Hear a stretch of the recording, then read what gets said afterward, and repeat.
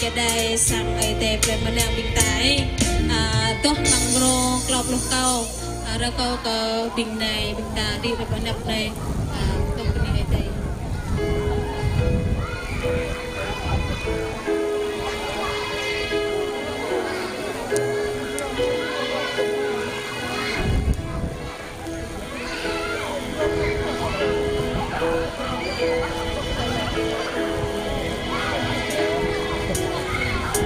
biết là đó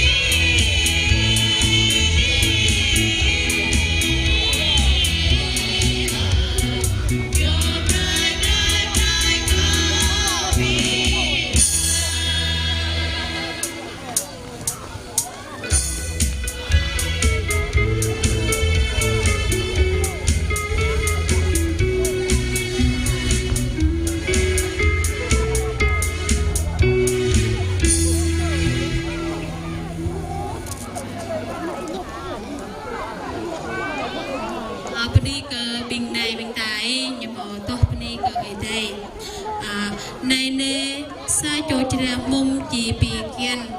leh non nyu chi ta keng sa chon na dah rakoi leh non rang chi per nan nyu Emmanuel kiang lai ơi tây tọ rong habit hang bình ta bằng rạ ma thi ơi chân sa chân ta prong lau rakau ke chân net nyo soang nyo di depan nap này cọ nyo vui hát Emmanuel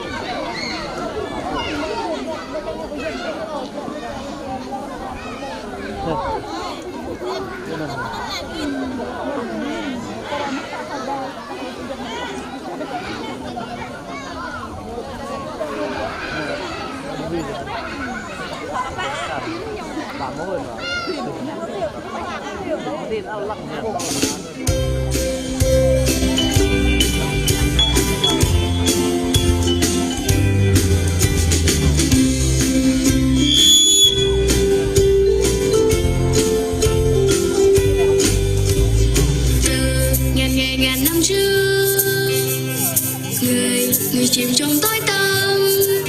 nên con đức Chúa Trời xây ra trong thế gian này đem tình yêu thương cứu người. Ngài được gọi là Emmanuel, Ngài ở cùng chúng ta sao ngôi bao Chúa xuống đời, ôi ơn Chúa cao vời, tin mừng trao ra khắp nơi. Ngài là đấng cứu thế Emmanuel, tình nguyện trao thân hy sinh cho muôn người. Ôi ơn yêu thương chẳng chỉ đau tới. Ngài là đấng cứu thế Emmanuel, đời luôn bên con dân đưa mỗi ngày. Mỗi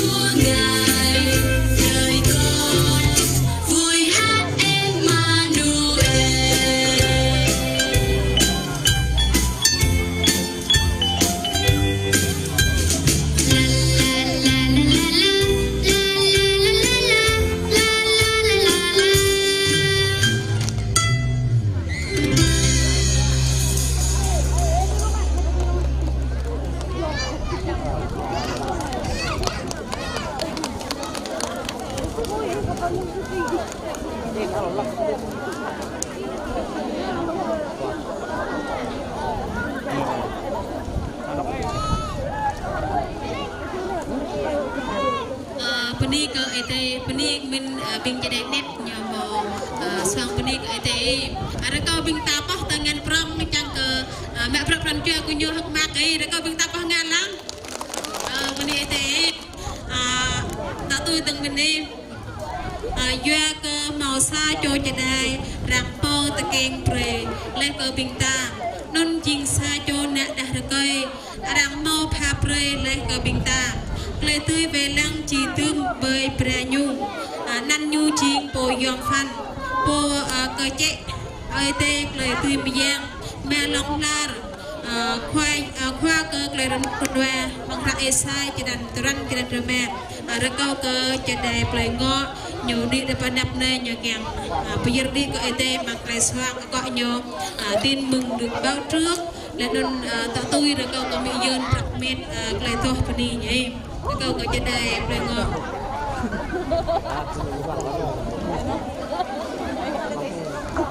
thế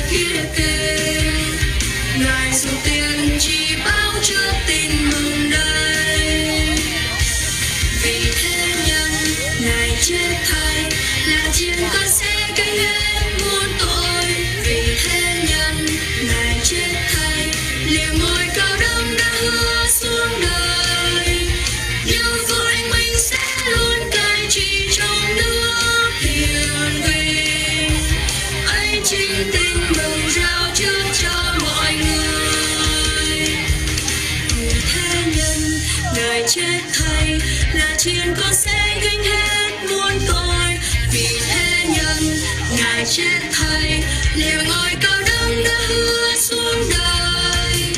như vua anh minh sẽ luôn cai trị trong nước hiền bình ấy chính tin mừng trao trước cho mọi người.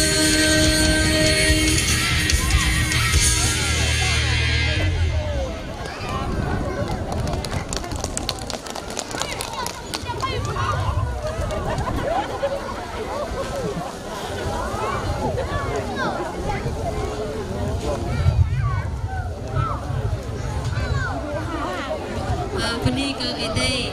beni ke tepul jedai pelengok, mau berjeri keleswang, tak tui bintang, ji mak rempit, hang biyon nyo kiang, tuh beni ke ede, akak nyo yêu là khi lên đơn rekau ke tepul jedai prong bintang prakmit keleswang.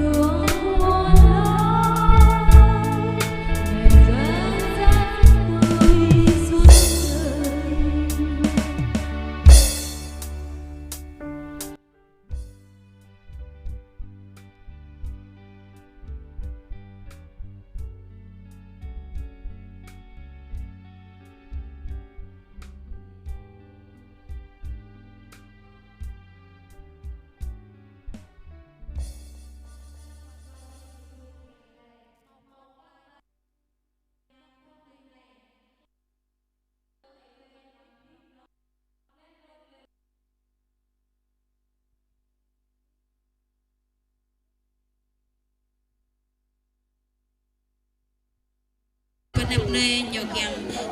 xoang ở cọ nhớ tiếng hát trên thiên binh lên nên tỏ tôi cơ cho đẹp rong rồi câu cơ cho đẹp được rung nhập rong mệt lên xoang ở cọ nhớ vì sao Chúa Giêsu Giáng sinh.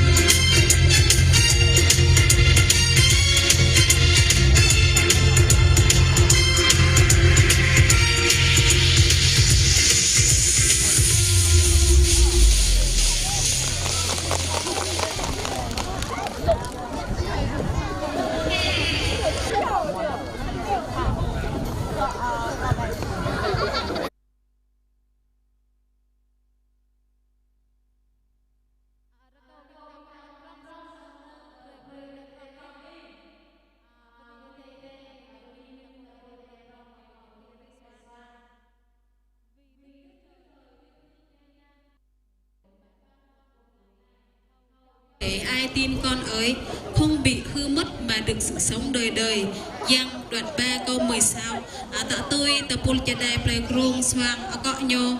vì sao Chúa Giêsu Giáng sinh. Ra câu cơ bình cha đai play grong như đi đập này.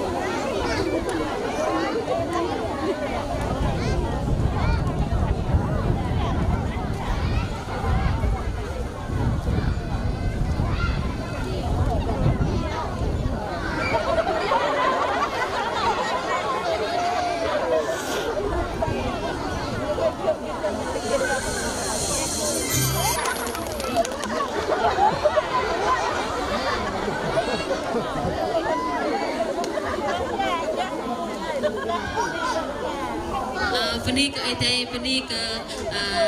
bing jadai play krung nhưng mà bây giờ đi play swang chính xác lời hực mạc phía mẹ tạo tôi tương bình tài chỉ mạc hằng bít hằng tập tương nhiều chỉ bây giờ đi play thôi gọi nhiều Noel đầu tiên lên non class mừng tập tương rồi câu ke bing jadai ra nhiều prakmet play swang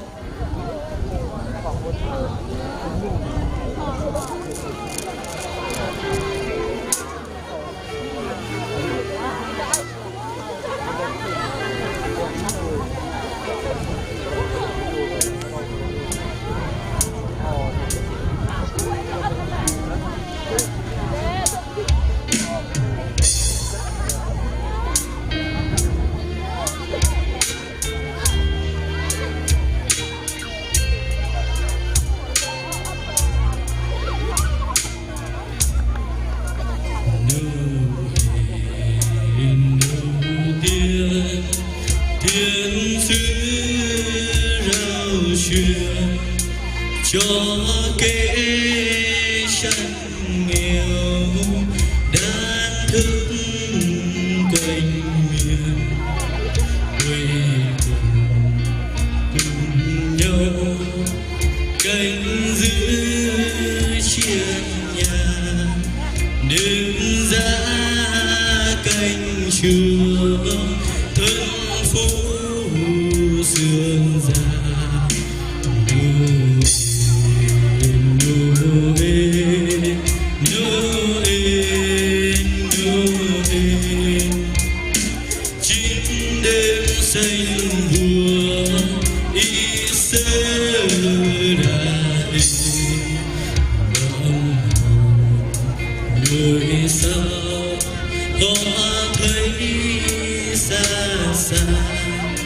đang chiếu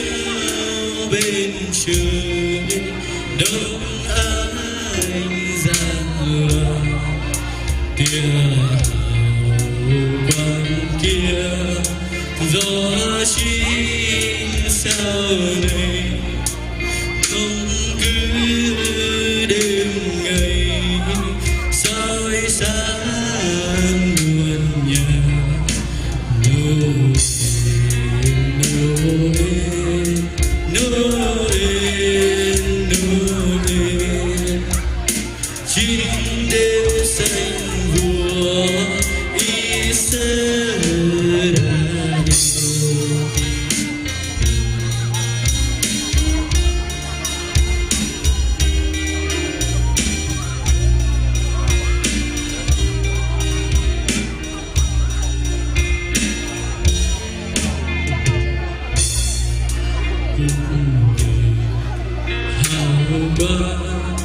gió chín sau này bác sĩ ba người chung đến vui về bước lần theo sao sáng trên trời nung nát đi tìm vua mới ra đời.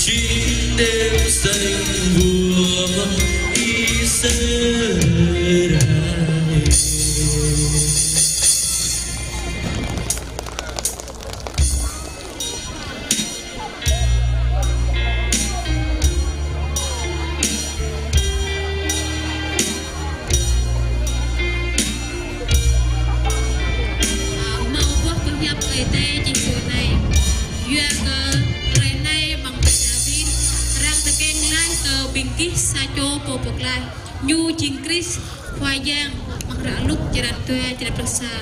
rồi câu cơ chỉ đẹp ra nhiều đi được bắn đập nè nhạc giang xoang ở cọ nhiều đấng cứu thế vào đời để nâng tỏ tôi rồi câu cơ bỏ hoan thằng bỏ thoát đặc biệt lại tôi phần này thế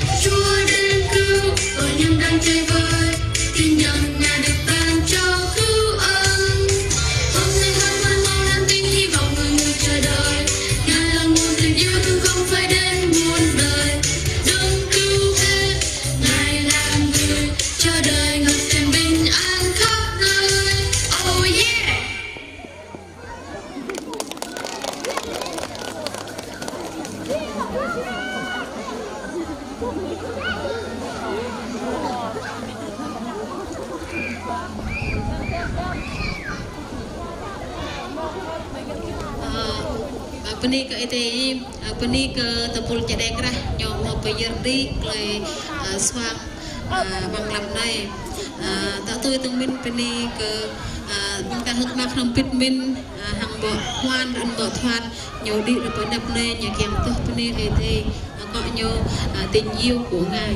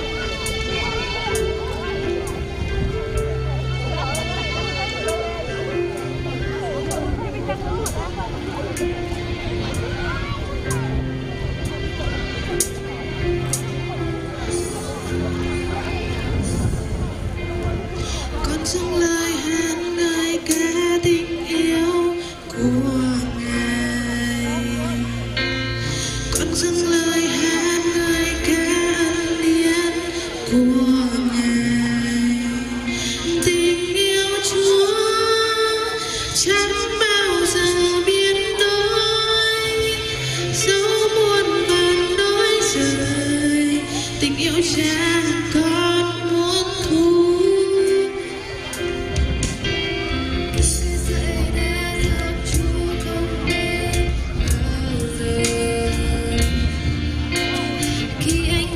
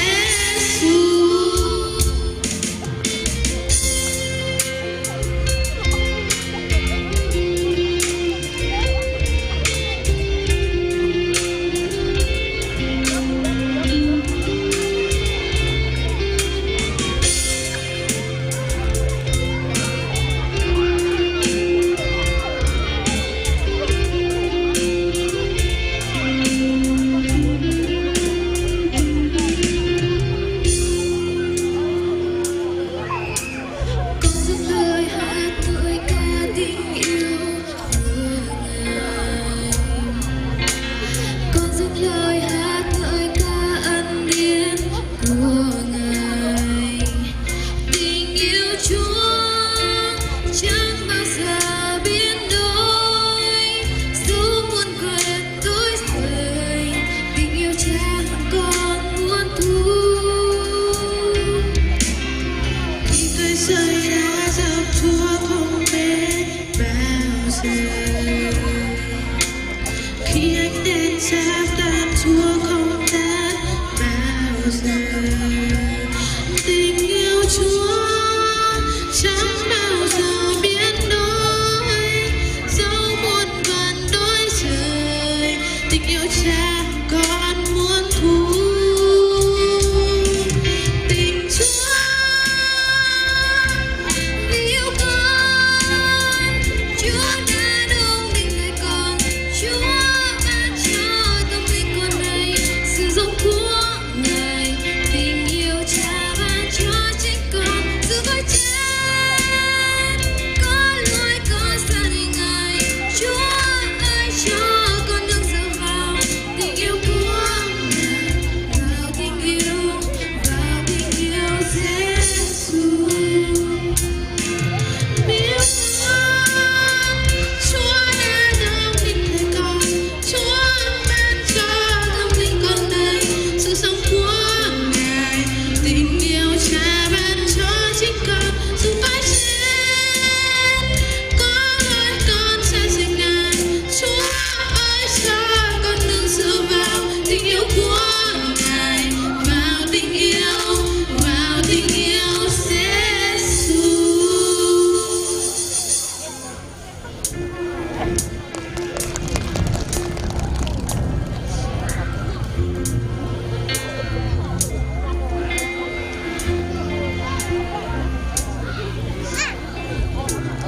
Pani ka ite teki pani min mo hoan an mo thoát nyo mo piyeri le to pani hơi ka ite ta tôi tang min ra câu mỹ dương chỉ pahater klai ka binta klik jacket khoai yang Yesu mau tekeng rai bang lên tanah này ra câu ka mỹ dương jadi dapat nap này.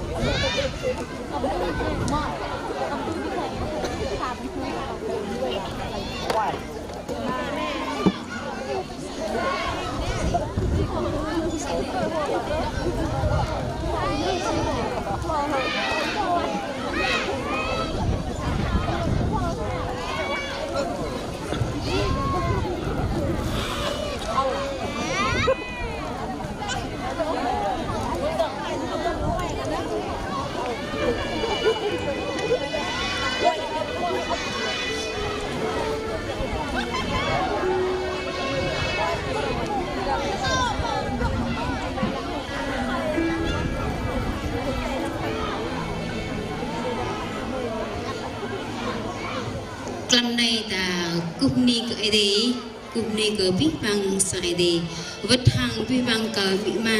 lại nên cái bình chỉ đây cái play mình ta, bình phun bình đạo mình ta, rồi này ta hất ác mà ta đây, cột bụng ta biết thì nên to hình ăn, khoai ăn mình ta trôn rầy, bằng làm bưởi trong cái này,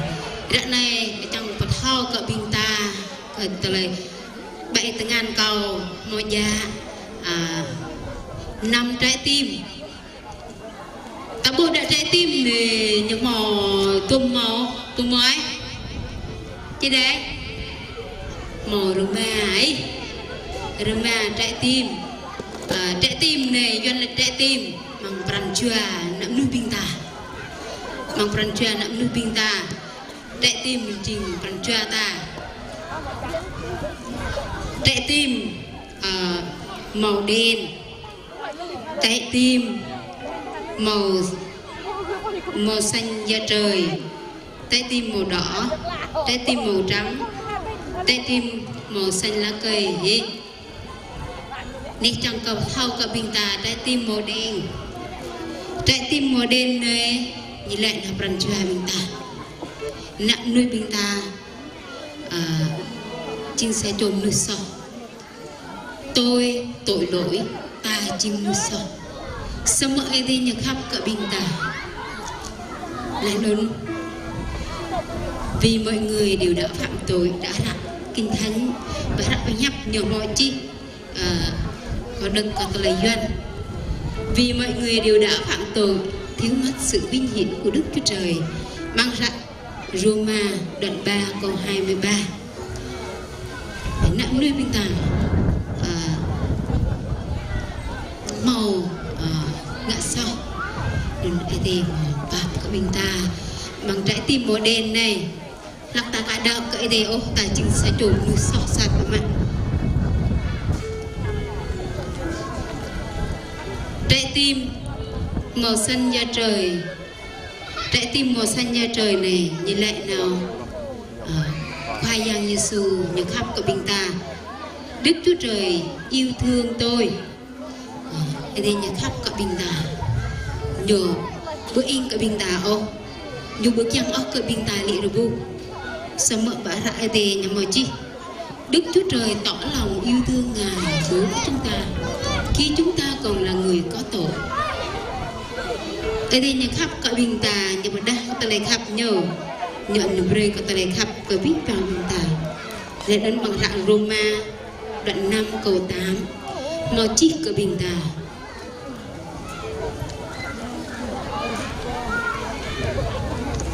trái tim màu kít nè bông mối trái tim màu đỏ trái tim màu đỏ này nhờ lại nào cơ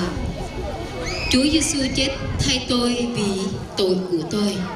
ta mà tôi là sao ở đây nhờ khai anh Giêsu để đây và tôi là sao có biết vào bình ta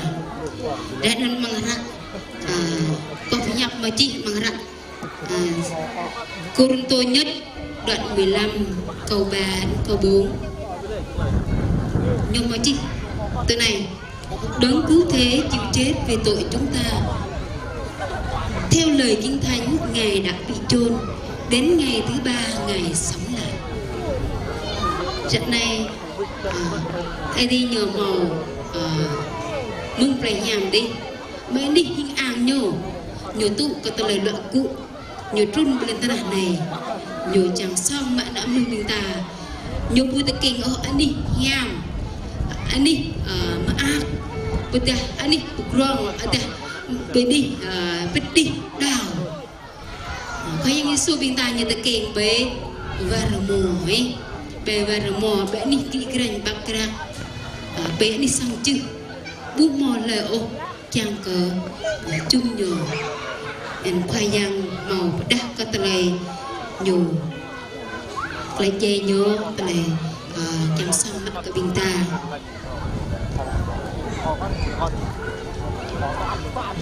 mang trái tim màu trắng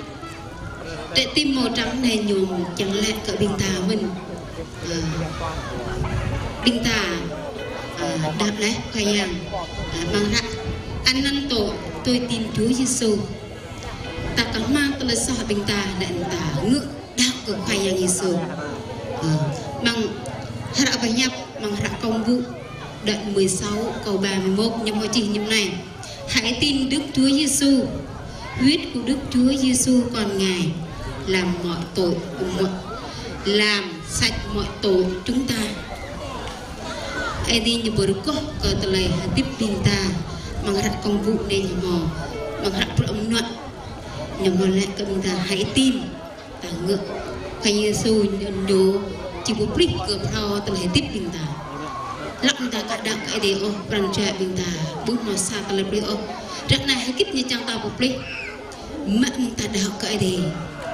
ta thao một bích ta lấy phải nhập ta lấy tiếp ta lấy bố cứt sập cờ mỹ ma bình ta bây giờ bố cứt sập cờ cái gì bây giờ bố thầu hủy vụ mỹ ma bây giờ bố thầu hủy vụ cờ ở tiền dòng để nên giờ ai đi như này khoai giang như này lại bộ đau cờ ai đi như này nhiều không bố đi cờ rồi để nên giờ nhưng mà lại cả bình ta để nên thương trái tim màu xanh da trời trái tim màu xanh da trời này cảm ơn tôi được thay đổi tôi có sự sống đời đời tôi ta biết cờ rồi là ta chỉ một là hệ tiếp lòng lại mang rạ và nhấp mang rạ yang đoạn 3 câu 36 như chỉ nhung này ai tin con Chúa Giêsu thì được sự sống đời đời. Trận này biết vang cờ yang mai tơi là biết vang cờ bình đài chúng ta một đạo là cái gì ta chẳng ngại nhầm bắt chẳng có tin mau răn chùa biết cơ phở chẳng có mau là hãy tiếp lòng là chẳng có mau cái này ikut memperjuang binta saat terlebih tak ke binta vứt cầu lebih vào binta ta mau leh payang binta boleh tiếp ta ke terlebih cuk saat memperjuang binta ta complete we mất binta đam này trục bộ nằm hui bộ có ai để mất ra có ai để hàng áp hiếp perjuang hàng terlebih ketan rạng này từng kau men ke tim kena mà asa đi đến bộ năm này chẳng giàu lại pre ke telai nhập này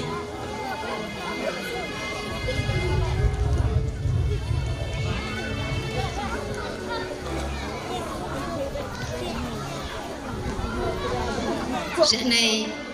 telai nhập co màu đa do có bình tài nên câu lại bạc mình này telai kau pada dan teng ke binta chang lang men ke tay teh rup ke binta men trao ke bộ belang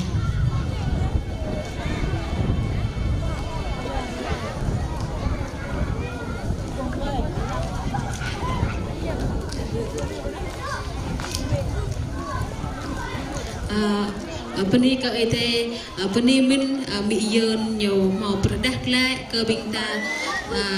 klik dua kết khoai yang Yesu màu ta keng rai bằng lần ta đây này tạ tôi bình ta chi hắc ma khăm biết hàng mọi nhà hàng mọi danh nhiều đi đến bên nắp này những cái thuốc bên này có ete có nhiều Yesu nguồn hạnh phúc. Hãy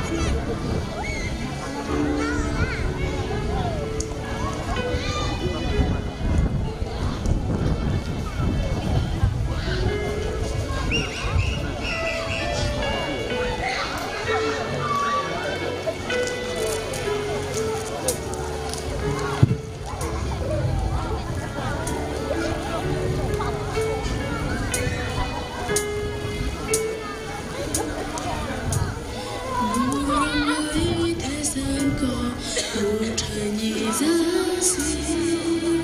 cho kênh Ghiền Mì Gõ để không bỏ lỡ những video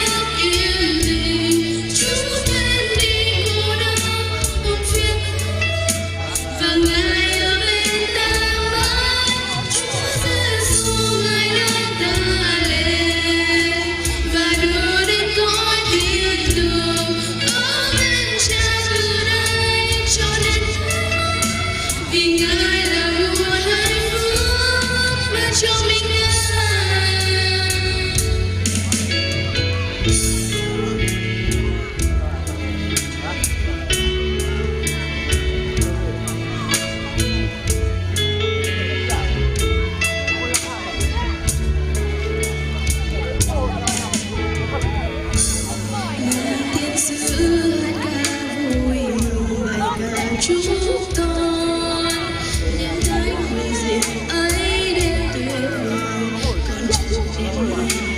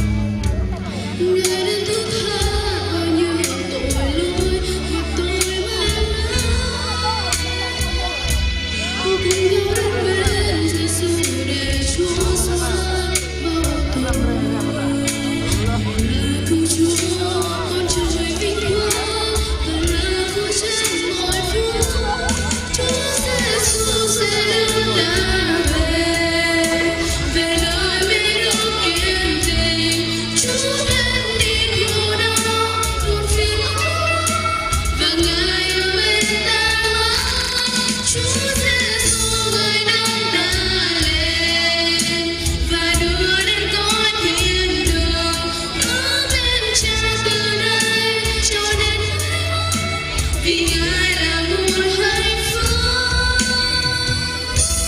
Chúa Giêsu sẽ đón ta về nơi mê nước yên bình. Chúa đến đi khổ đau một phiền ấm và ngài ở bên ta mãi. Chúa Giêsu ngài đón ta lên và đưa đến cõi thiên đường ở bên Cha từ nay cho đến mãi mãi, vì ngài là nguồn hạnh phúc ban cho trọn gian.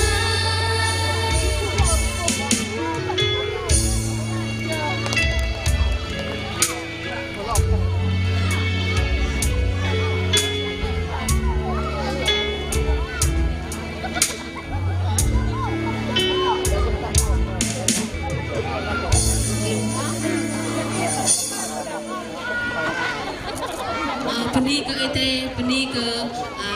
bok nhà mọi danh nít tanya binta buh klek swang le non klek toh binta bằng katapul chadai binta bằng năm nay akvi pirin lang akvi rekau binta pah ngandrian sabateng mung nay teng binta chi mak loh teng yang buh klek pateh rup khoayang Yesu tekeng rai ni rekau ke tapul pateh rup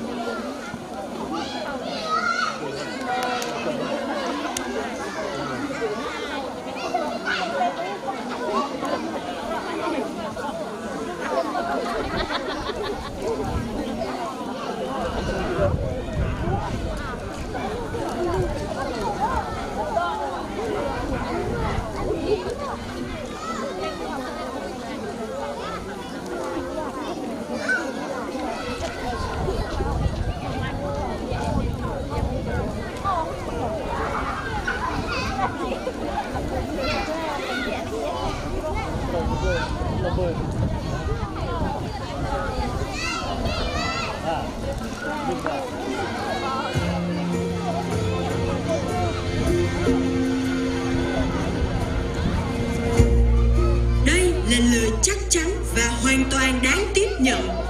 Đấng cứu thế Giêsu đã đến trong thế gian để cứu tội nhân. Đấng cứu thế chịu chết vì tội chúng ta theo lời Kinh Thánh. Ngài đã bị chôn, đến ngày thứ ba Ngài sống lại theo lời Kinh Thánh. Chúa đã đến với dân Ngài mà họ không tiếp nhận Ngài. Nhưng bất cứ ai tiếp nhận Chúa, tức là tin danh Ngài, thì Ngài ban cho họ quyền trở nên con của Đức Chúa Trời.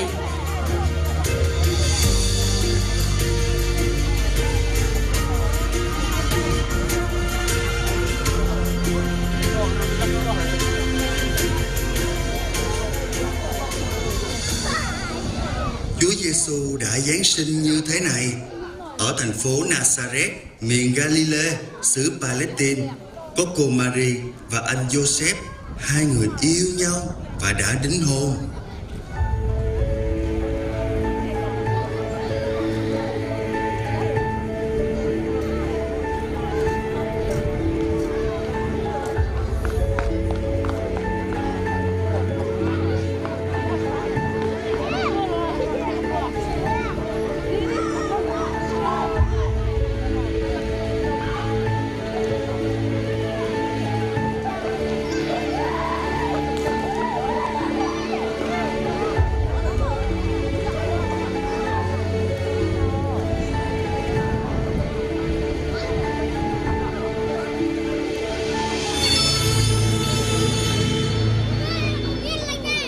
Chào cô Marie, người được ơn.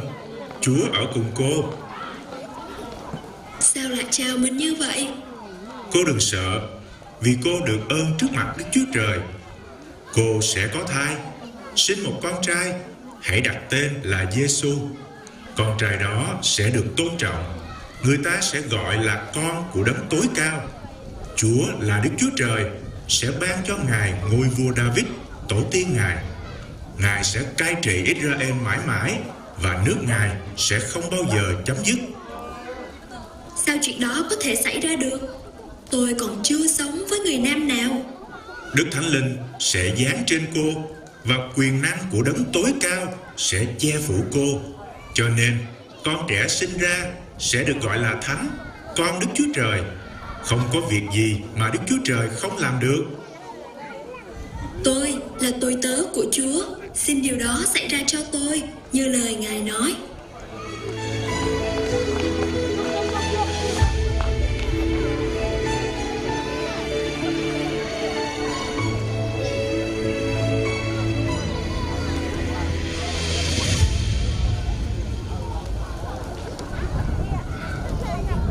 Sau khi nghe thiên sứ báo tin, cô Marie sẽ làm gì? Chắc chắn cô Marie sẽ đi gặp anh Joseph để kể lại mọi chuyện.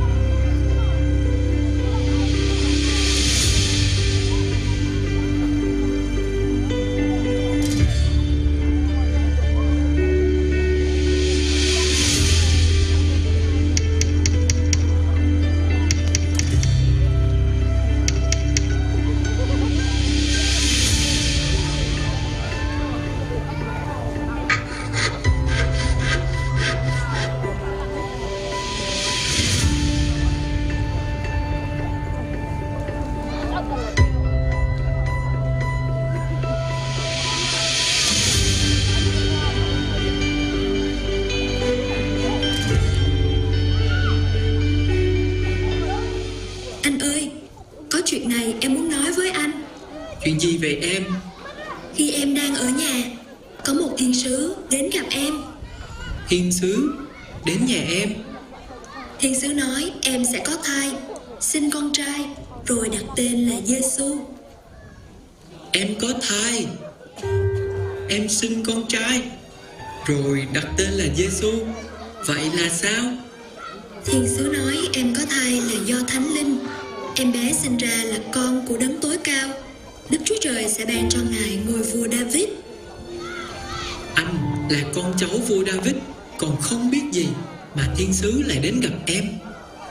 Còn nói em có thai, sinh con trai, đặt tên là Giêsu. Anh không hiểu. Thiên sứ nói với em chẳng có việc gì mà Đức Chúa Trời không làm được. Còn em thì sao? Em nói gì? Em nói em là tôi tớ của Chúa. Xin điều đó xảy ra như lời Ngài nói. Em xin điều đó xảy ra. Em về đi. Anh nói vậy. Em về trước đi.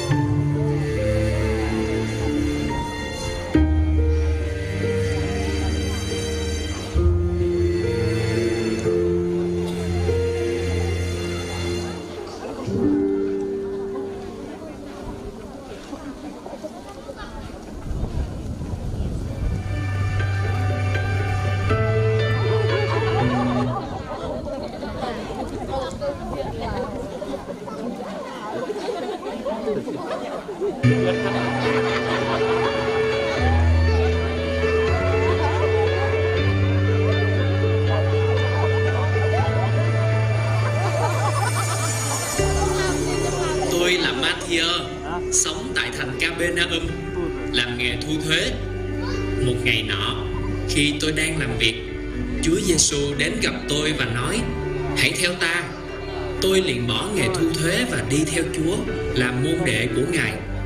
Chúa dùng tôi để ghi lại những chuyện xảy ra trong cuộc đời của Ngài. Khi anh Joseph nghe tin cô Mary có thai do quyền phép Đức Thánh Linh, vì anh là người công chính, không muốn cô bị sỉ nhục, nên anh định âm thầm từ hôn. Trong khi suy tính, thiên sứ của Chúa hiện ra với anh trong giấc chim bao.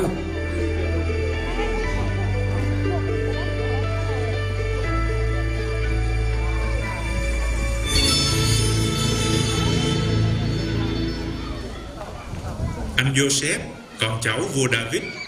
đừng ngại cưới cô Mary làm vợ, vì thai trong lòng cô là do Đức Thánh Linh. Cô sẽ sinh một con trai, anh hãy đặt tên là Giêsu,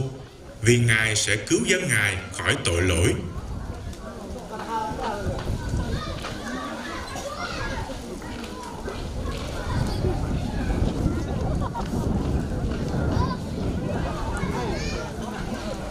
Mary nói đúng, cô ấy có thai là do Thánh Linh. Mình đã nghĩ sai về Mary rồi. Mình phải nói chuyện này với Mary.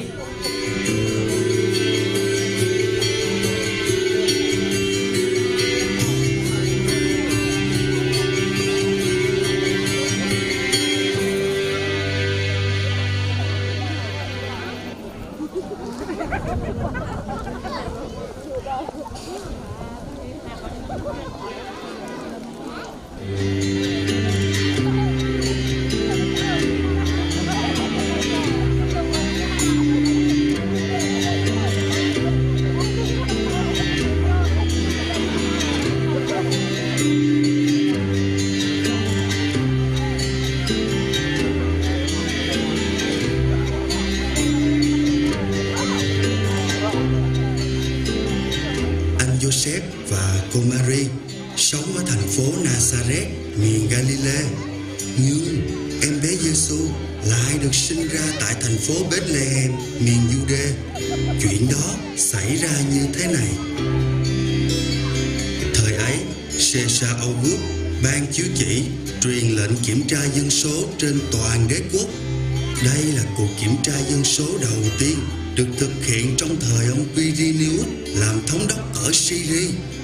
Mỗi người đều phải trở về quê quán để đăng ký.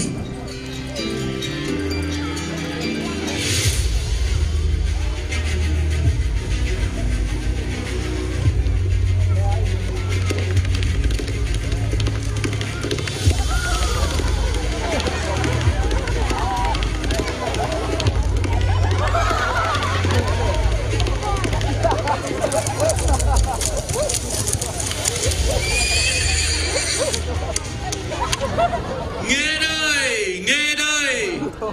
Caesar Augustus ban chiếu chỉ kiểm tra dân số. Mọi người phải trở về quê quán để đăng ký tên mình vào sổ. Lệnh từ Caesar, hãy mau mau thi hành.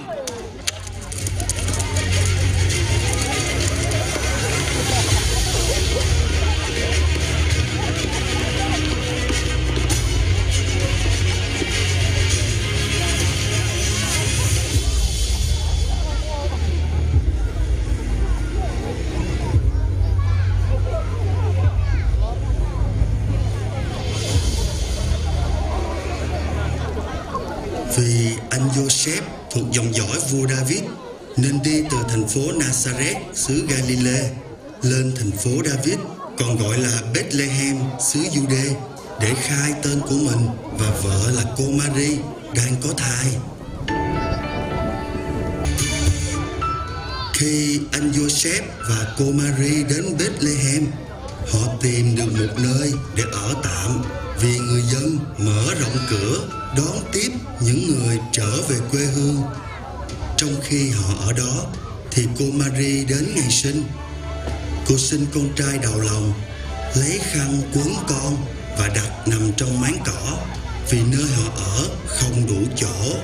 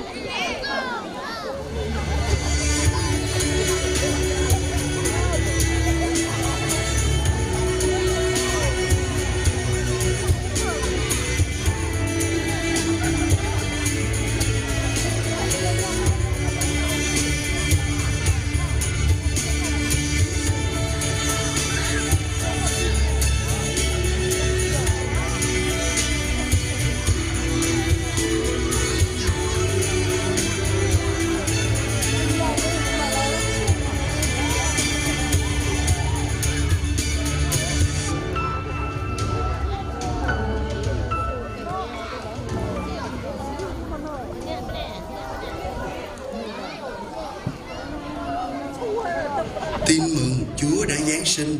đầu tiên được thông báo cho người Do Thái là các anh chăn chiên tại thành Bethlehem. Trong đêm Chúa Giáng sinh, có các anh chăn chiên đang canh giữ bầy chiên ở ngoài đồng.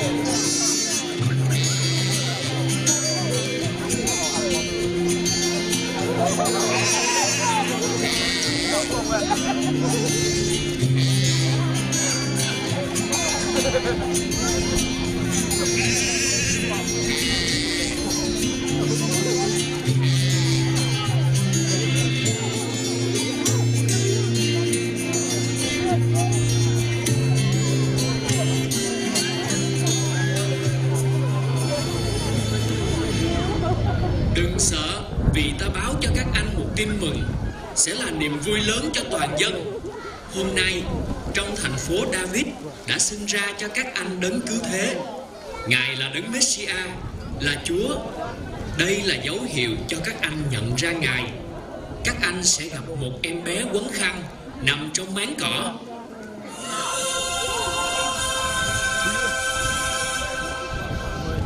Vinh danh Chúa tận trời cao, bình an dưới đất cho người được ơn.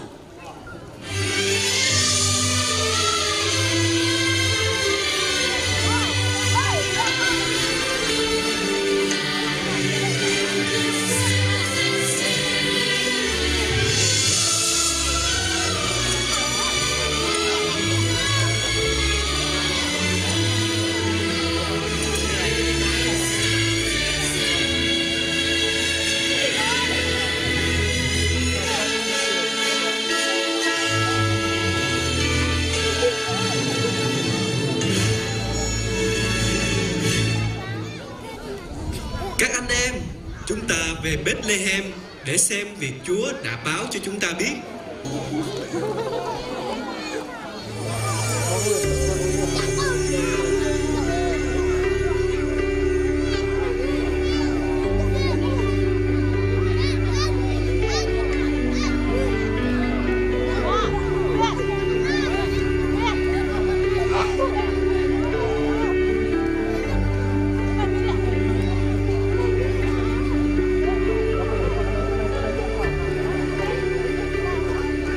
Các anh đến đây có việc gì vậy? Chúng tôi đang canh giữ bầy chiên trên cánh đồng ngoại thành Bethlehem. Thình lình có ánh sáng chói lòa, thiên sứ xuất hiện và báo cho chúng tôi tin mừng. Tin mừng đó là đấng cứu thế đã sinh ra trong thành phố Bethlehem. Ngài là đấng Messia, là Chúa. Thiên sứ cũng cho chúng tôi biết dấu hiệu để nhận ra Ngài. Đó là một em bé quấn khăn nằm trong máng cỏ. Ở đây có em bé được quấn khăn nằm trong máng cỏ. Đúng là đấng cứu thế đã sinh ra cho chúng ta. Ngài chính là đấng Messia, Ngài là Chúa của chúng ta. Các thiên binh đã hát: vinh danh Chúa tận trời cao, bình an dưới đất cho người được ơn. Tôn vinh Chúa, ca tụng Ngài. Chúng ta phải kể lại những điều mắt thấy, tai nghe cho mọi người biết.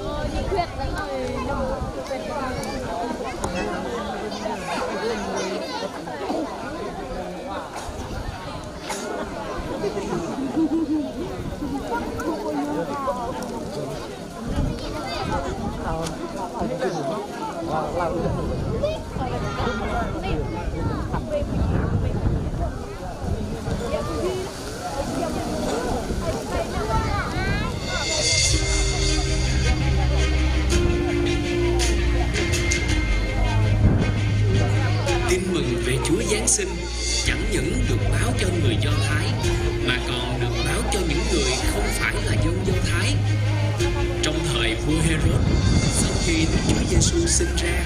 có các nhà thông thái bên đông phương nhìn thấy ngôi sao nên tìm đến Jerusalem.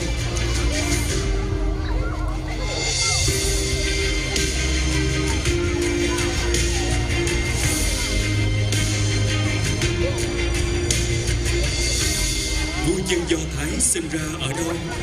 Chúng tôi thấy ngôi sao báo hiệu Ngài đã ra đời nên muốn đến tôn thờ Ngài.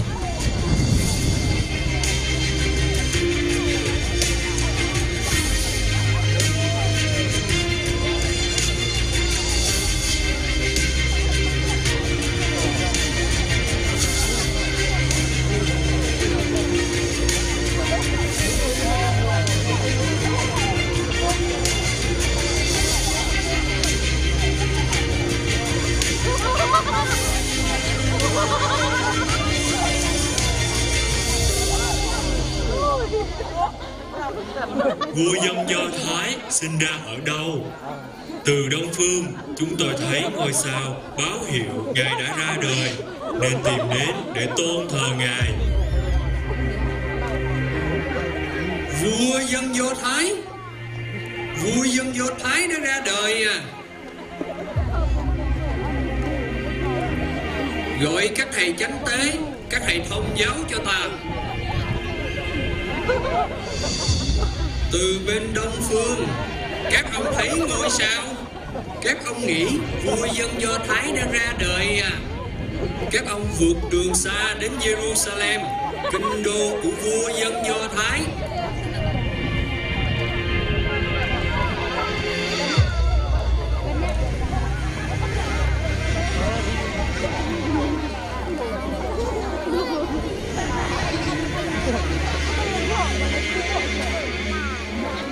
Cả Jerusalem xôn xao về chuyện ngôi sao báo hiệu đấng Messia đã đến. Ta muốn biết nếu đấng Messia ra đời thì sinh ra ở đâu?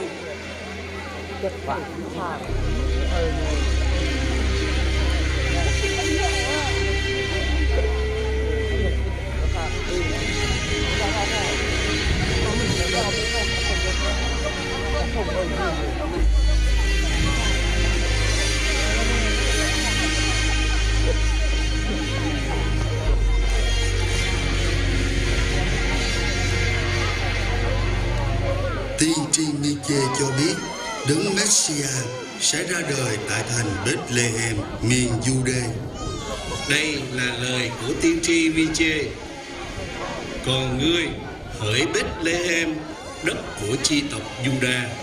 trong hàng lãnh đạo Juda, ngươi không nhỏ nhất đâu. Vì từ nơi ngươi sẽ xuất hiện vị lãnh đạo, đấng sẽ lo chăn dắt Israel là dân của ta.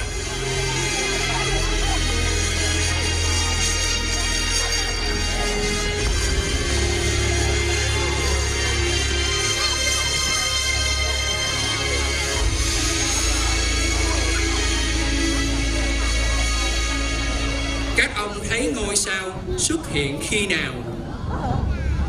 Sách tiên tri cho biết đấng Messia ra đời ở Bethlehem. Các ông hãy đi và tìm hiểu kỹ càng về con trẻ đó. Khi tìm được, hãy trở lại cho ta biết. Ta cũng muốn đến tôn thờ Ngài.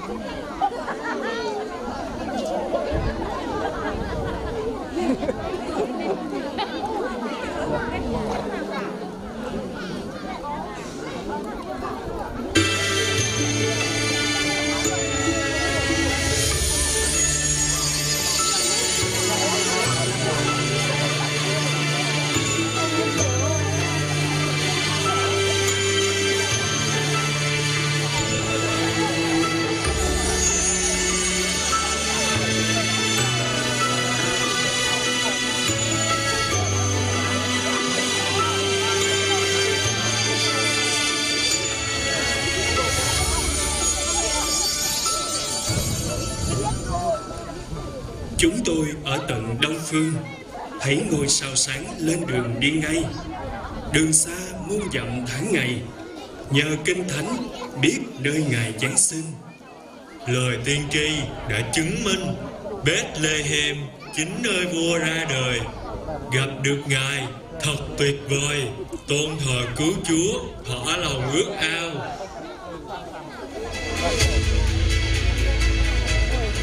Vàng dâng lên Chúa chí cao, vinh quang thuộc đấng đã vào trần gian. Sau này ngự trị ngai vàng, công bình chính trực cùng tình yêu thương. Kính dân cứu Chúa nhũ hương, cầu thay nhân loại vấn vương tội tình. Ngài là của lễ hy sinh, mở con đường đến với Cha trên trời. Còn đây một dược cho đời, chịu cơn khổ nạn thấy người trần gian. Từ ngôi cao ở thiên đàng, tình yêu giáng thế hân hoan tôn thờ.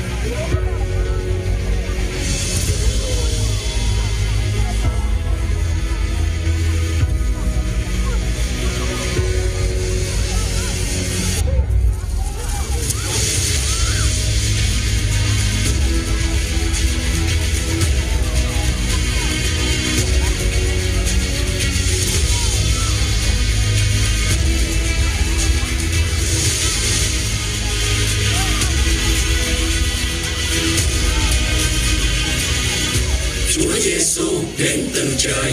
nằm trong máng cỏ ở nơi nghèo nàn, cứu người tội lỗi lầm than. Ngài đã chịu chết trên cây thập hình. Lý do cứu Chúa giáng sinh chính là giải cứu chúng sinh ở đời. Hãy tin Ngài các bạn ơi, để được sự sống đời đời Chúa ban.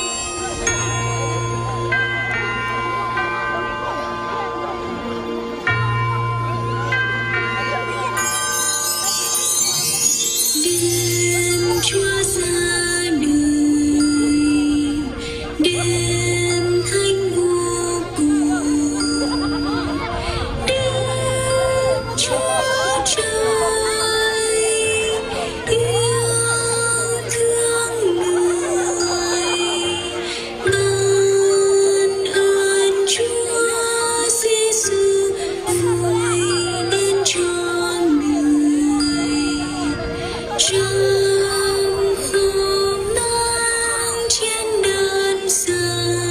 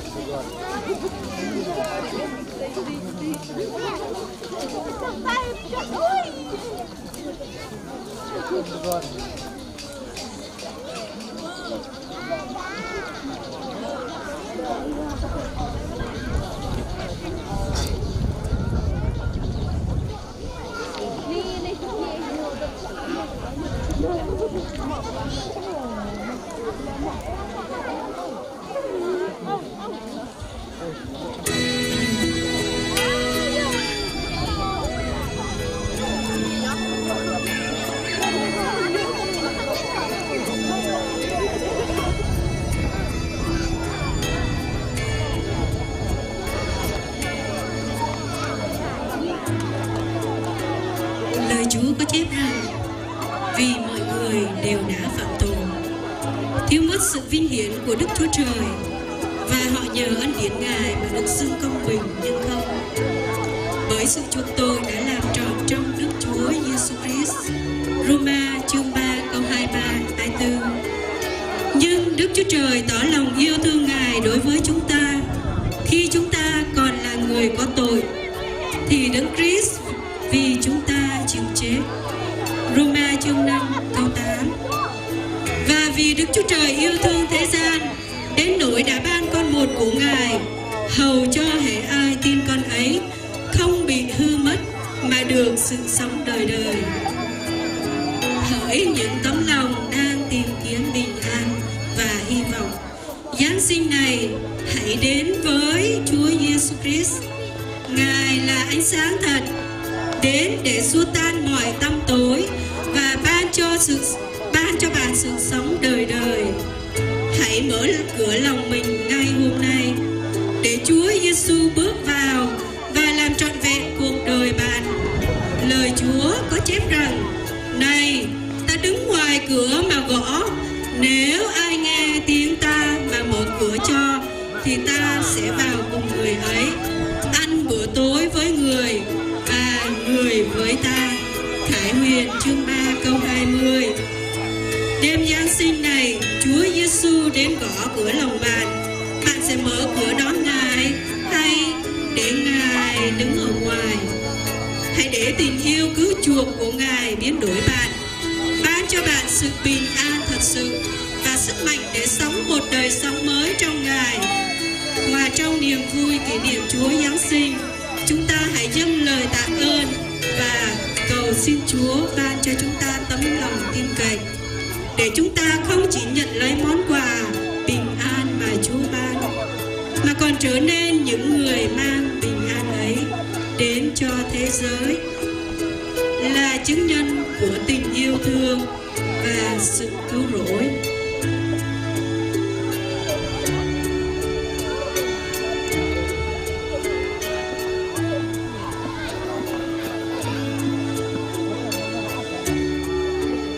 Kakupani ka aitai,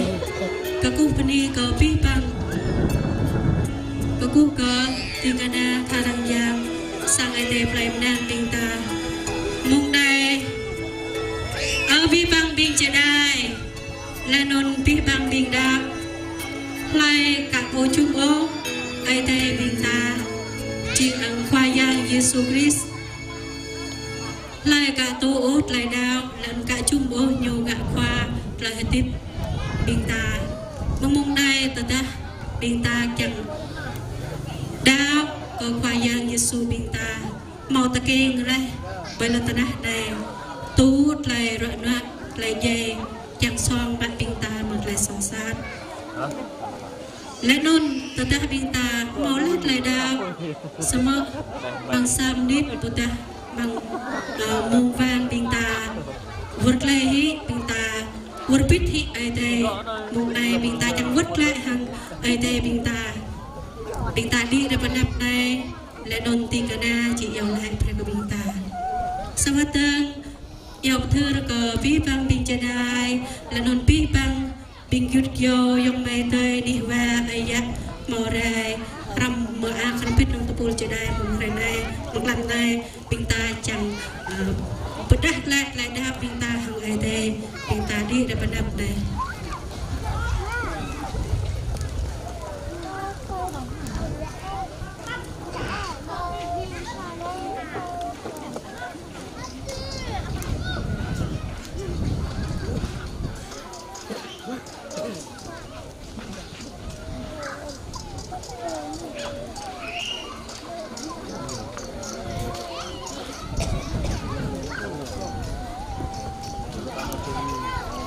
xin nhớ bình ta một lần dùng buồn chắc do có ai thêm nhiều cô ơi ước đạt nhiều con năm của xa chùa trốn đây một lần ta nát này cái gai bởi ní kri granh băng răng cho mắt chẳng cỡ xót mắt đã hơn bình ta một lại xong bố mẫu xong ta lấy dùn bạc dùn block của bình bằng do có con năm đa của ai đây bình ta chỉ mắt tôi làm lại là nó màu là hơi tiếp lông ta của ai đây bình ta lại muốn căn muốn tra cho anh chẳng chúng có qua giang Giêsu bình ta ngã khoát lại tiếp bình ta cùng đây là đi để mình được này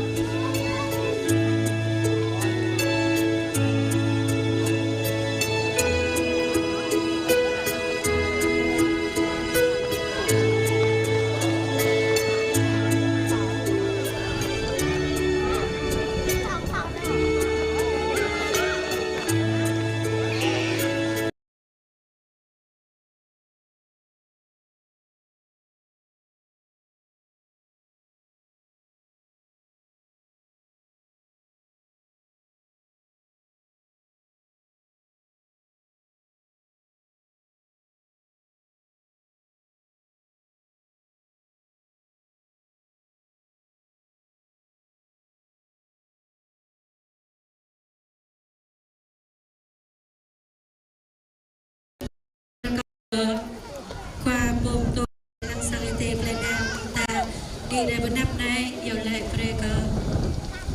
bình đàn ba bình bay tây bình yết kiều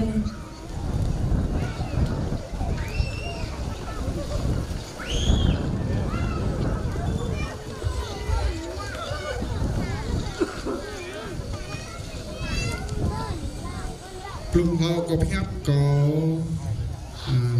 ini có ai đây trong print lại ta rúp có bình từ đây vừa ta bình ta mốc rim thôn bình ta đất nào mà đẹp phép ai đây ta bình ta buộc lại tăng krah bình này từ đây bình lạc ai lạc ra bình từ đây from bình từ đây nên có trong print mang từ lại ta rúp rồi cái lại khoai yang spray trong mặt này nhưng mà lại bảo bự mang brand cho lần bớt lại phép ai ta mình túi mút bằng tràn chua rát lại tiếp bình ta khoai yang sukri more le bertanah này dah pren am nuôi thâu cran nuôi chiếc ấy tè lại khắp doa cầm nước tay chim nuôi so mà tổ lại rầm ra lại bukuman semua Yesus ron rai lui ni play nya mang ate ti ron rai nah na yang dah pre nam ni bin ta thâu cran lại klai lươn tanah ngọt lại dây lươn tanah một lại blang vang lươn tanah một thành lên ya lên giúp ta non jing group thâu pre rai khoai yang jam jadi lah tăng krah bing mon tập năng tơi tập năng Yud kiau dia dapat naik. Kau dah sit mang peran jual kenyu, udah dah nyu re jenung lah, nyu re ber, nyu re jenung, nenau lah pasang itu. Mang lam peran jualnya, kau punya kamu kok, mak tu kau yang sini jingak kuat hati punya. Semangat momen tak nang nyu di nare, tak nang nyu jenung, re bi. Hadir rai jenung dan lo rai jenung buku mengbrok ai dah mungkin kenyau dia dapat ai yang ke kemak desa dan yang ke mak tu jum jisri jing kuat mengakhir kau terdapat mung ai dah dalam hang bang bing nak baknyo tamnan bing cedai net terlalu kaget dia dapat ai semua brok ai dah tapi Allah tu mong ai dah biar mang peran jualnya panak nai ai dah jualnya jing nui betul di brok sam ai dah boleh menang ka lah non jing nui bag lai nui brok lah dak ka ai dah semua brok non kita kena jawab brok ai dah tu buk lah tim peran jualnya karena buat lebih bang mai dah nak mon binta jawab kita lik kenapa binta perbin sikap yang menggelai Wayang ada ma benih haji lekap apa propret mau papre ke nak menui kuma lah ke le tanah na semua nak menui lai po wikrok bu tu jum hangah po semua lah dah bagian bahman peran jua kok nanau dah kuma mak tu jum me pak penjual me ichi mut ngak khoa ichi bungwa ram kemai yang ram kemai telanon yo ibu tak tai wudah damne me khang penjual rong tau ngak hi ko tele prau nyam dan jang hatip tôi esar mo esar yang namne kemai nyak hi tele jang mang yang sat ngak bobi ta gah ngat bebrek me po bro yom fan ma ai mung nai lại mon lại cho mày tới đi đây năm này vừa cái những mũ lên sắp dùng thưa mong bị vợ bội cho đây bằng lâm pran chua nhu tôi hỏi là ha bằng lâm pran chua một lần ngột ni câu yang bersama bepo man mai dulu kenyu be pekecap per kenyu tập nang mang kenyu mau lên luvir đào ý soi thun semua luvir tập nang buyuk buil mang terjun kupuk har jenung bi loi semua bemong này giờ đi nào cả năm này yang kau mak tau ching pham na tiếp nhau yang perjuang nhau đứng perjuang nhau nục no ba prepe le du ba prepe reso muốn tôi mà perjuang cái nhau yang cái nhau mak tau chum sit ching pham na tiếp nhau nak menurut kumai penang lampu gah nhau semua thâu ra này bốc bằng làm bằng cho nuôi bằng mò cho mò mon mò tươi là nó nêu hoa re dia nampak dapat là nó kau cái ipo man mà bro bằng cho tetapi cho đó là cái mò tại tour man ipo man thêm pri yang bersiap nyat dia bằng cho anh tập năng người lưu vir ipo man perau dâu là tập năng ta cả đau mà to tập hiệp đi mông này nhiều từ mà to tập hiệp đi vừa ta tu thâu ra đó ăn cái nhiều tôm num bằng lâm bằng chơi của mình hiểm bạ ít chinh ai tệ ít thâu bồ này ở mà ai Jok rai betul ke trun berenah ni atas tarasa terlepas yang benar dulu yo bipa penung jual berenah ni tidak lah terlepas modal berenah ni bodoh kena mati kalau kena mati nyubu tui koma terlepas terlepas terlepas yang modal ketang jadung mong Play Yerusalem Roh Koding Samari Roh Ko Api Bang Lencana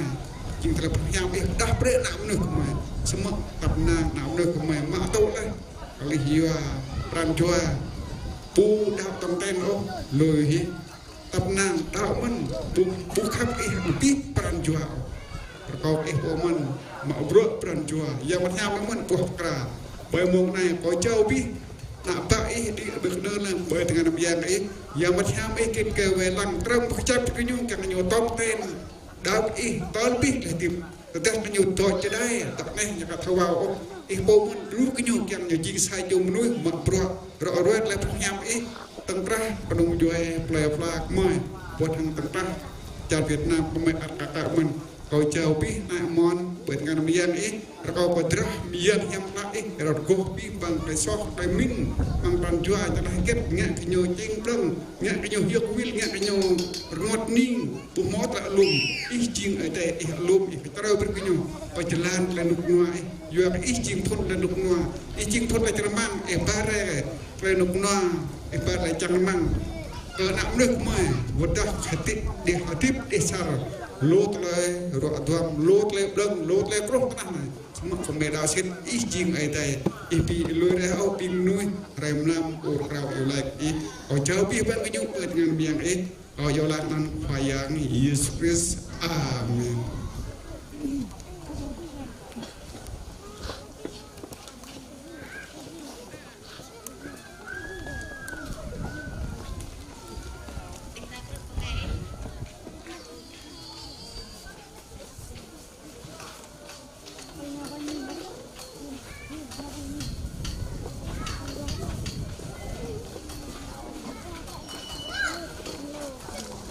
Pinta pani cái đây pani mình tập buôn cái đây nhà màu bên đây rụp làm này đây thắp cái đây nhà bông bên kia mà tao nhớ trên đường tận này này bậc lại biết bông rồi pinta học bác phía mẹ vừa cái lấy thắp nhau buôn luôn đây pinta bật tới đây pinta chim sa chôm được sót xong mọi cái đây như tao thắp pinta đôi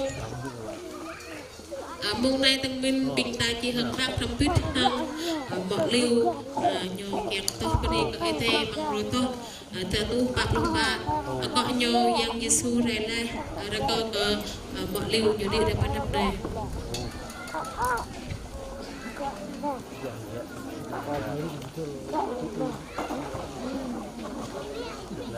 Hãy subscribe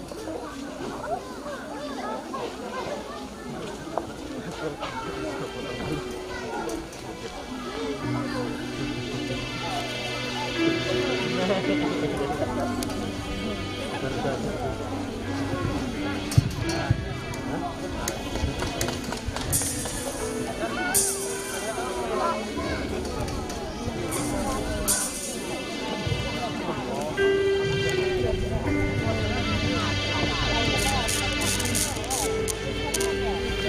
Gõ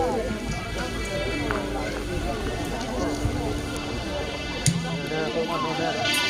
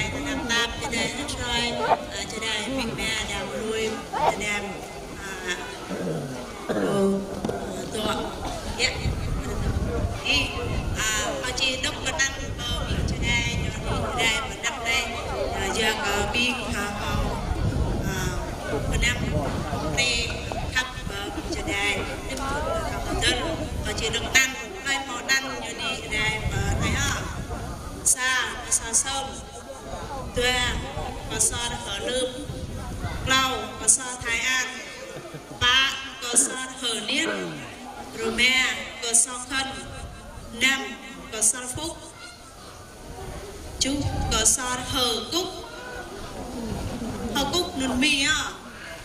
ban có so thiêu từ ban có so thi lúc có so hở thư lúc xa siêu thâm lúc tuệ siêu san lúc lâu cơ so lương lúc ba rơi trong hương lúc mẹ cơ so hở nam lúc năm cơ so cơm được câu biết bao nhiêu cho đây tăng rồi đi ra vào đây tên nhá được câu khoa thì khoa mô tô thì cái nam mẹ xa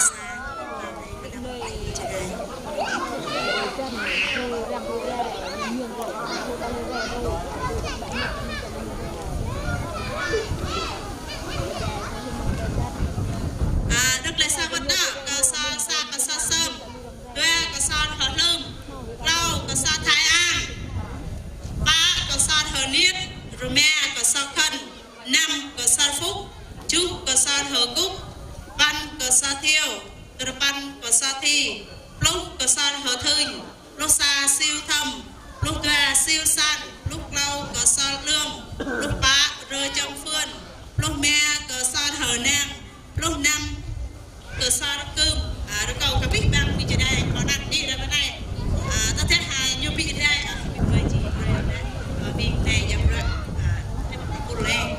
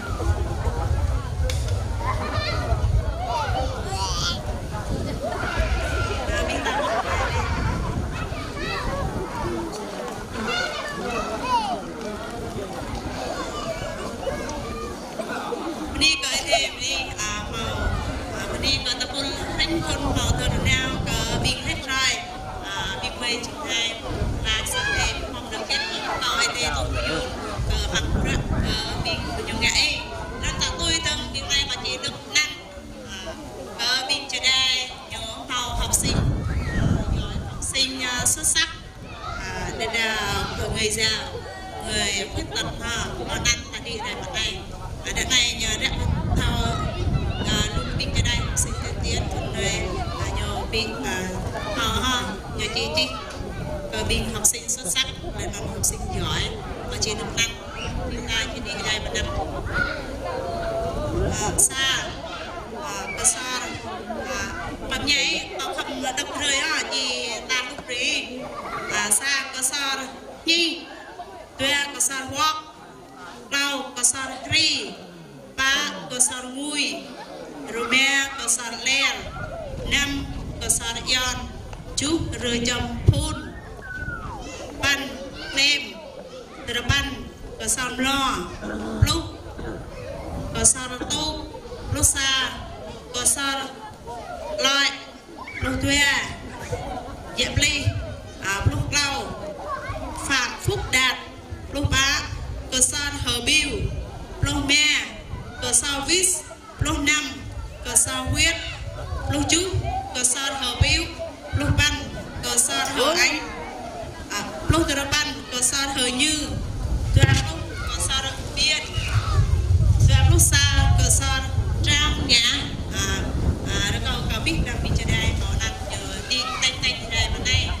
câu cú chút cương cho chị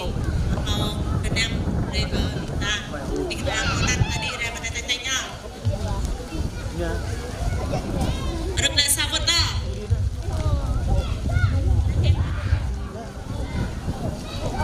sa cái sa nhi tuê cái sa wop đau cái sa ri ba cái sa mùi rồi mẹ cái sa ler năm cái sa yon chú rồi chấm phun pan lem từ ban cái sa lo lúc cái sa tu cái sa cái sa lại lúc tuê dẹp ly lúc lau phạm phúc đạt lúc ba cái sa hợp bill lúc mẹ cái sa wis lúc năm cái sa huyết lúc chú cái sa hợp bill lúc ban cái sa hở anh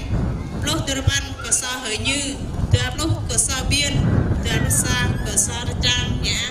đã câu biết bằng người ta món ăn đã đi ra bên này món lên món lên các vị làm được tay tay nhá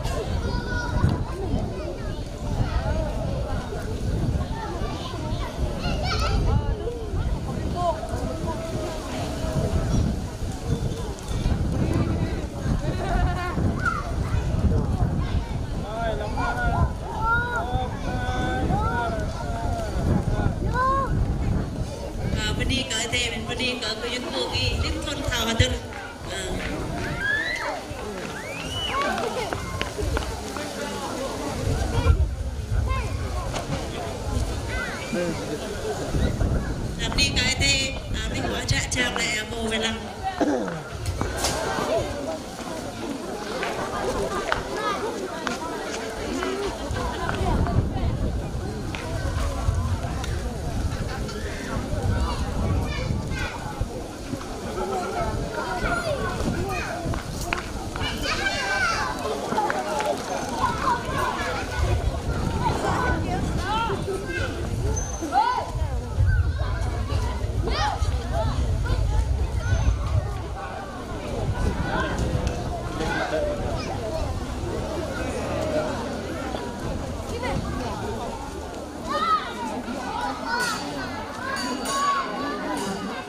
Padi ka ite padi kapih pang bingta lanan lugu bing jadai pranam bingta ramrai bingta mahudra ngak la jedum pre ko bing jadai tatu tembin rego ko phwa foto ma asa ngadi rupanap yang em panyapit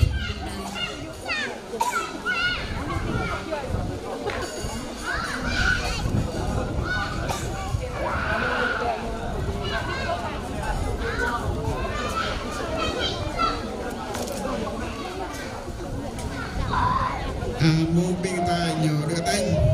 hôm nay chỉ người ở tâm mình biên tài cái anh biết แต่ปนี้ก็ไอเดียประเภทไอเดียตอนทำล่างสั่งไอเดียบิงตาจะตึงมั้งความตึงเบรกลัวกะกลัวไงอันนี้กลัวกะทำไงจะตึงมั้งจุ่มมั้งกลัวกะปลุกมุกเอ็มนะไอเดียพาเปรบิงตาไปลุกนัวเอาพวกสั่งไอเดียบิงตาโปละอันตรายงาเส้นจริงซาตลอยรวยกล้าบรักควายยังยิสูมองกงไรประตาแม่ยังเขาปีบังนามนุษย์ดีเขากรันดีมาโต้ดีโป๊ะอะไรพลอยยังแต่บิงตาจรันพุนบิงตามุงเนื้อทนายบิงตาบอกแล้วควายยังอะไรประตามิวจิงควายควายยังอะไรประตาแม่มิวจิงโป๊ะริบจิงนั่นริบจิงก็ปีบังนึงมิวจิงไอเดียโป๊มีพาเป็นอะไรเทียบกับปีบังนึงนาแต่ก็ย้ำย่อรุ่นประตาแม่ยังก็ประดับเลยนามเรื่องบิงตาเท่ากันไอเดียมายังบาร์เร่เล่มยุนเฮียไปนุกนัวก็บิงมาปรำจัวยิงลงปรำจัวงดนิ่งแต่ถ้าบิงตาบอกแล้วบางอัตรางาเส้นมอตะไลกระจุดปุ๊บปรำจัวยัวก็ตะขับตะปับไอเดียมอพาเปรย์ก็นำเรื่องบิงตาตะยากแหละเอาจริงไหมkalau kaya yang seperti kaum lui ini perihnya ron ketengah na lui pi bang telai dui telai derkaan dui jing sajo jeda anu nyulu aku terus kalau bong telai jahit kekal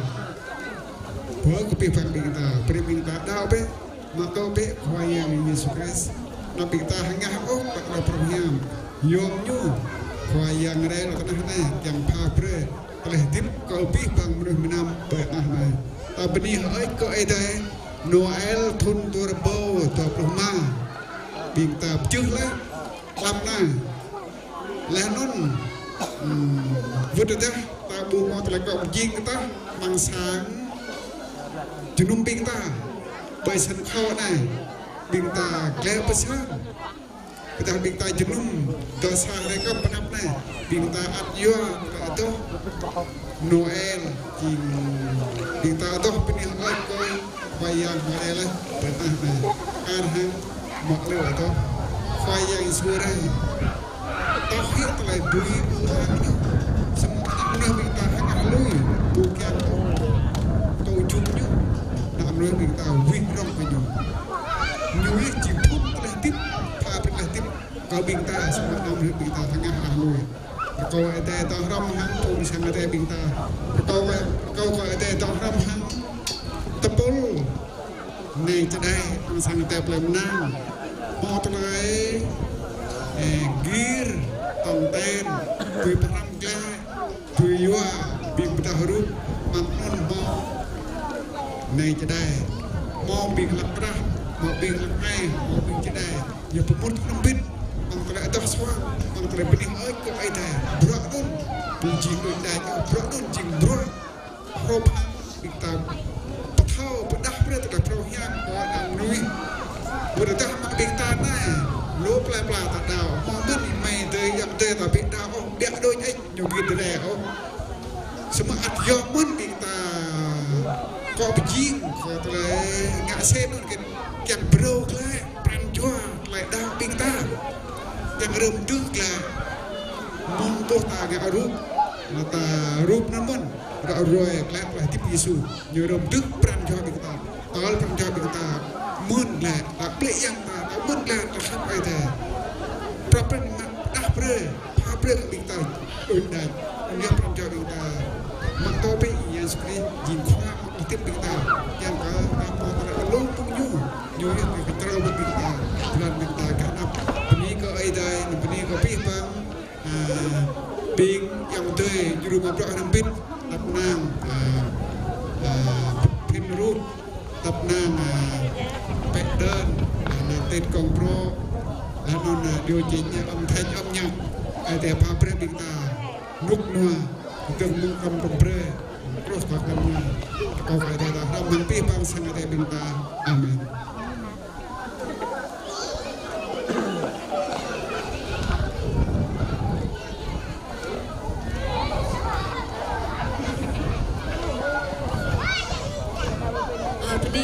ete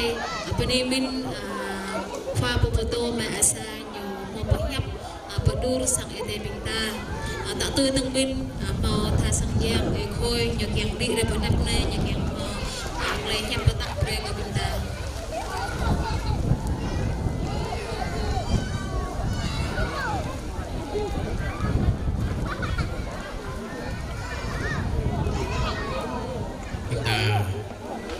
Lebih baik ke area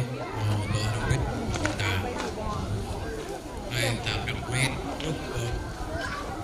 tajuk main,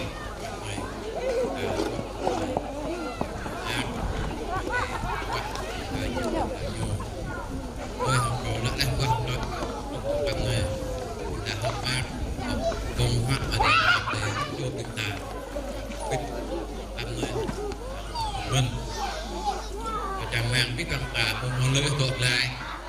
hiện ta với học biết học bù từ đây nhằm rồi tham quan học về cả sen học về nó biết hiện ta có tốt lại hiện ta chỉ dọn biết học về và đã tập mừng ngày bác biết rằng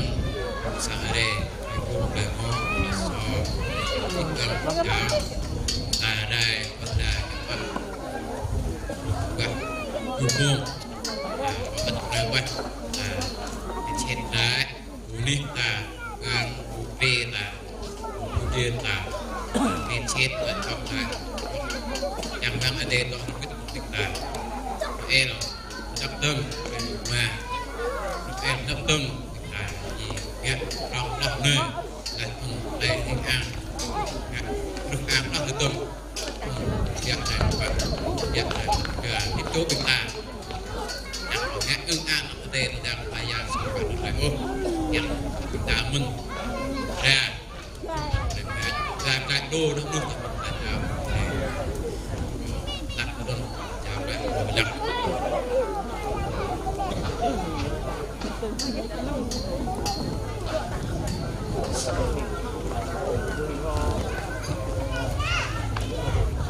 lâu cơ binh ta kiang biju hajat mang lam nay